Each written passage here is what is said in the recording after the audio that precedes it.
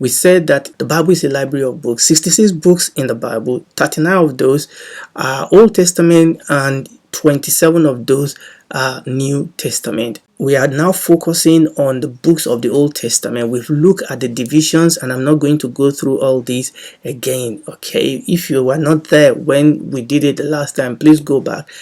What I want to do today is to actually look at the Bible, history, and chronology. The story and the events that you read in the Bible did not happen in a vacuum.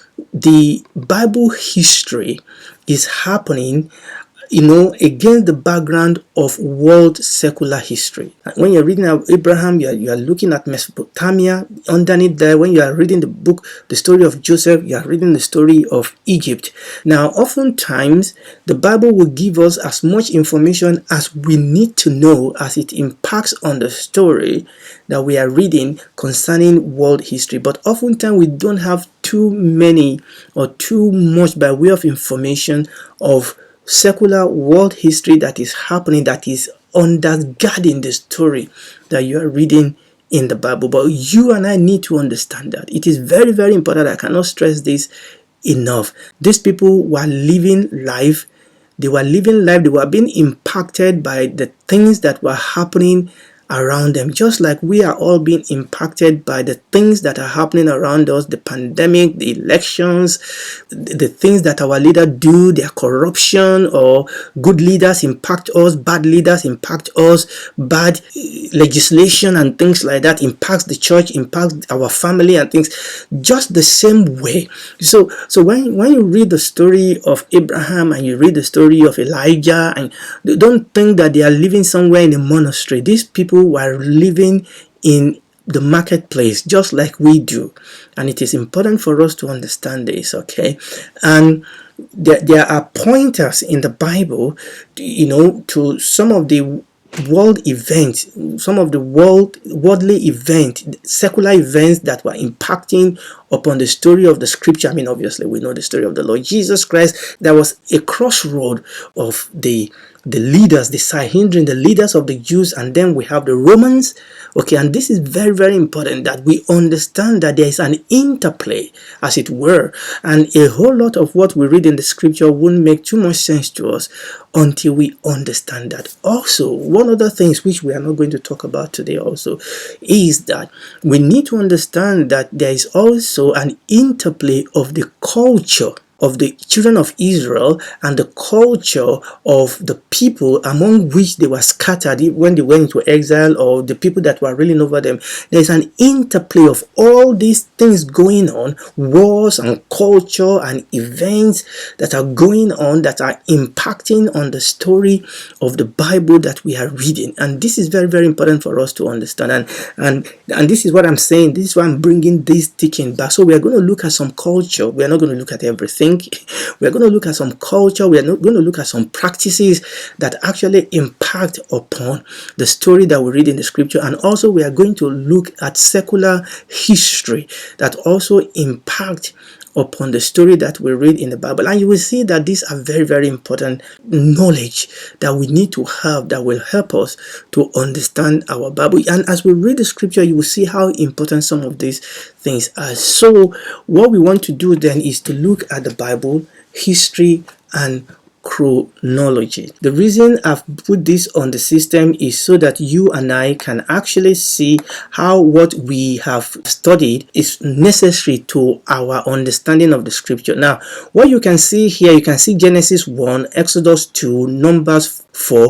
Now, that number over the book, that is their number in the chronology as we have them in our English Bible. Genesis is number 1, Exodus is number 2, Leviticus is number 3, Deuteronomy is number 4, Numbers is number 5. The chronology of the event in the Bible is not necessarily the same as the chronology in the Bible that is in your hand. Oftentimes, chronology has been sacrificed for convenience. Oftentimes, both of them goes hand in hand, but you need to understand that there are times when the chronology as you have it in your English Bible is not the chronology as it happens in the real event. Essentially, in our English Bible, for convenience sake, the historical book has been put at the beginning of our Old Testament book, and then the poetic book have been put in the middle, and the prophetic book has been put at the end. And you need to understand that this is purely for convenience. I want to also let you know that there are these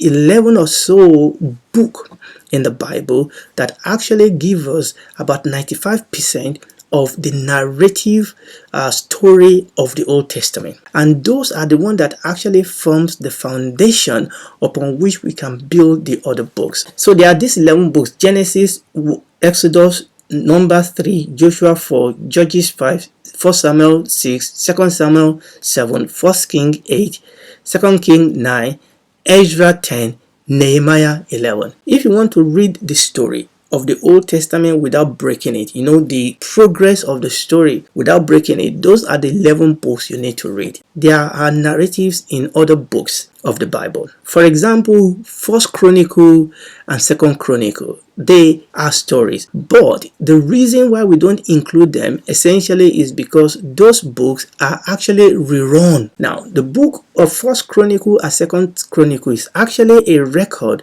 of the book in the court of the king, and that is actually in the court of the king of the two southern tribes, which were called the tribe of Judah, okay, the nation of Judah, and those are the ones that are called Jew. That is where the name came from. Obviously, when you read the story, you will understand that the 10 northern tribe, they became sinful, they went away from God. They have so many kings, and none of those kings was righteous.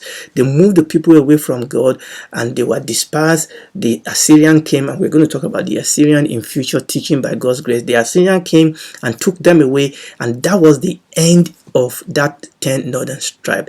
And this is the reason why people talk about the lost tribe of Israel. Let me say it here. I know I'm digressing. There is no lost tribe of Israel, because what happened is, as the 10th tribe were becoming more and more sinful, as they were becoming more and more unrighteous and more unclean and wicked, the righteous people in that 10th tribe migrated south. It's just like in our today's city. I mean, if you go to the Abujas and the Lagos and the Londons and the Paris of this world, you will get people from all over the world, okay? In Nigeria, if you go to Lagos and Abuja, you get people from all over the states of our nation. And it's the same thing, okay? Yes, even though these 10 tribes, northern tribes, were dispersed, okay, their righteous brother have migrated south. So what we have now come to call the Jews, because obviously it is the tribe of Judah and Benjamin that makes that southern tribe, and that is when we started calling them the Jews. The reason I took a detour there is because I was telling you about this story of the book of the First and the Second Chronicle. You have the Judges that tell you the story of the Judges. First Samuel and Second Samuel tell you the story of Samuel and how they asked for the king, and then the story of the first king, and then David came in. The first king and the second king was telling you the story of both sides, both the northern kingdom and the southern kingdom. So you have the story of both sides up until northern kingdom was dispersed into exile, and then the first king and second king continued the story of only the southern kingdom. But in First Chronicle and Second Chronicle, from the beginning, it only focuses on the southern kingdom, because this is the record of that you have in the court of the king. Okay, obviously you will only, in First Chronicle, you will only read about the northern kingdom only as it impacts on the southern kingdom. So when we talk about the 11 books that you need to read to get the progression of the story, and that is why First and Second Chronicle not in that progression. Now you still have the story of Ruth, and you still have the story of Esther. Now the story of Ruth and the story of Esther are very, very important story, but they are not in the progression of the story. Yes, they are historical book, and they are part of the 5% that makes up the history, and you can also get a little bit of history even in Daniel, even though Daniel is in the prophetic. What we are saying is that those 11 books that I told you, they are the one that gives us the progression of the history. Then you have the supplementary history in Ruth. Then you have the supplementary history in Esther. Is that okay? Now, other books in the historical book that are not listed is the book of Leviticus and the book of Deuteronomy. Now, obviously, the book of Leviticus is called the handbook of the priest. Is all about priest and priesthood and priest work. Deuteronomy, like the word implies, is second reading. So Deuteronomy is actually a repetition of, is a rereading of the law that God has given, and a remembrance. A lot of you have some stories in the book of Deuteronomy, but they are a reading or a remembrance of the story that has gone ahead before. You can then see here our poetry books. So you can see Job here, the book of Psalm here, Song of Solomon, Ecclesiastes, and Proverbs. Now, remember what I said when we're talking about chronology. Now, you can see here straight away that even though the book of Job was put right back in the middle of your Old Testament, somewhere just before the book of Psalm, actually, the book of Job was probably the first book or one of the first book of the Bible to be written. So you can see straight away here that the book of Job is way ahead, even though it's somewhere in the middle, towards the middle. In our English Bible, the book of Job is actually one of the books that were first written. Now, the other thing though that I want you to see is also this. Obviously, you have the book of Psalm there and the book of Song of Solomon. Even though they were put somewhere in the middle, you can see that the book of Psalm was written, obviously, for the most part, during the life of David, even though he was not the only one that wrote the book. But what I want you to see is that you will need, this is why you want to understand the progression of the history, then you will be able to locate where along the way those other books can be located. So the book of Psalm obviously will have to be located around the time of David. The book of Ecclesiastes, Song of Solomon, and the book of Proverbs obviously will have to be during the time of Solomon.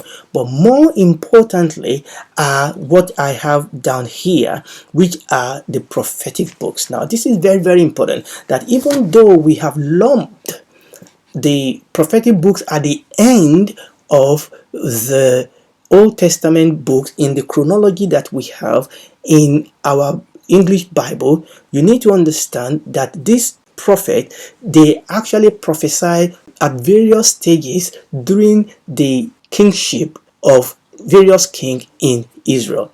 Now we're going to come back by the grace of God and we're going to look at the prophets, okay?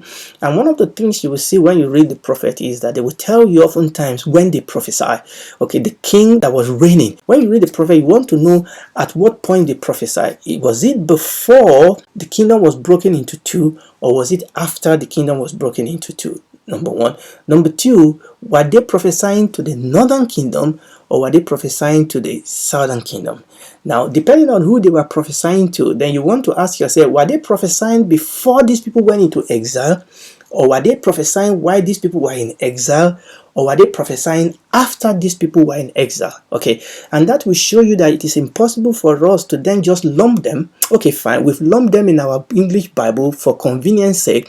But when you are reading the prophet, you have to ask yourself, at what point in this narrative history did they prophesy?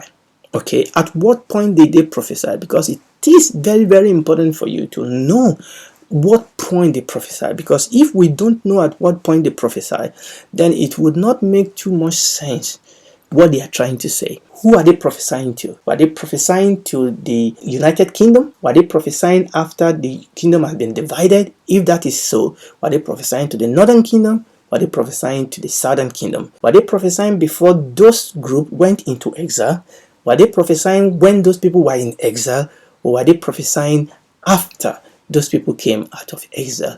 Because that helps us to understand their message. You can see here there's a group of prophets here that he puts over here, okay, and here he talks about the United Kingdom, and here he talks about the divided kingdom, here he talks about exile, and then this is after exile. So these are prophets that prophesied after exile: Haggai, Zechariah, and Malachi.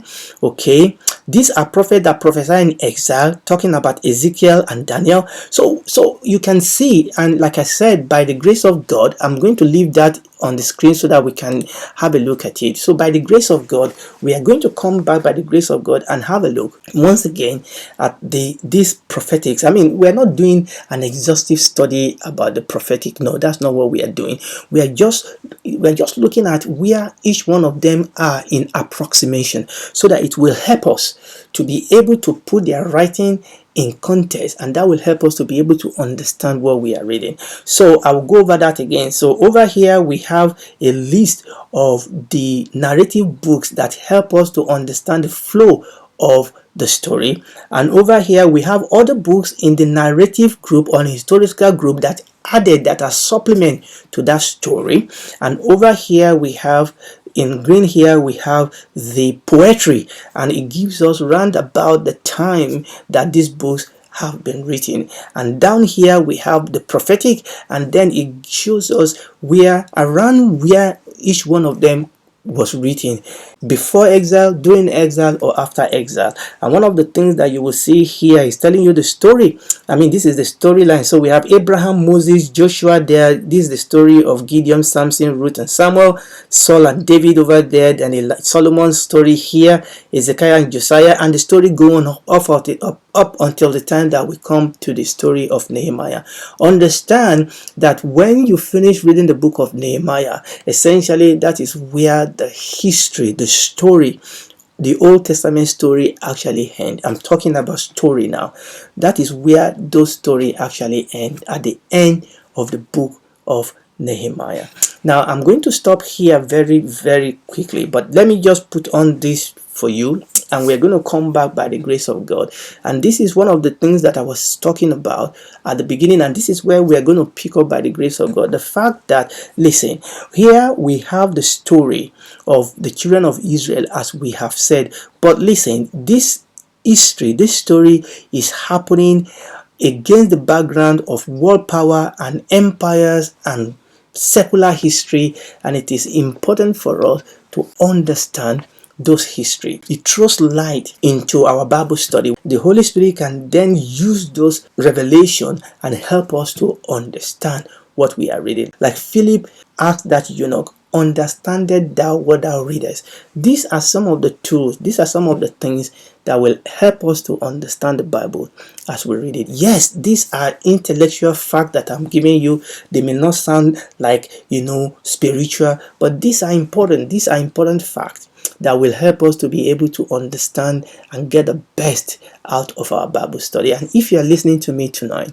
and you've not accepted Jesus Christ as your Lord and Savior, you need to. God so loved the world that he gave his only begotten Son, that whosoever believe in him will not perish but have everlasting life. This world is coming to an end. This world is growing old, and the only people that are going to escape this world is under judgment. The only people that are going to escape are the people that have received from God the work of salvation, because that is the only way that we can be saved. Okay, and all you need to do is to accept that you cannot do it by yourself. You are a sinner, and to look for the way out, which is Jesus Christ. Accept him, confess your sin, invite him into your life as your Lord and Savior. It will come in, it will make you new. You will not be the same again. Okay? You cannot go back to where you're coming from.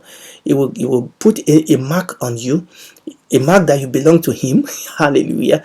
And he will give you a gift of himself. Okay, he will take a heart of stone out of you, give you a heart of flesh. It will be your father, it will be your God, it will be your guide. And when this is all over, you will spend eternity with him in the new heaven and the new heart.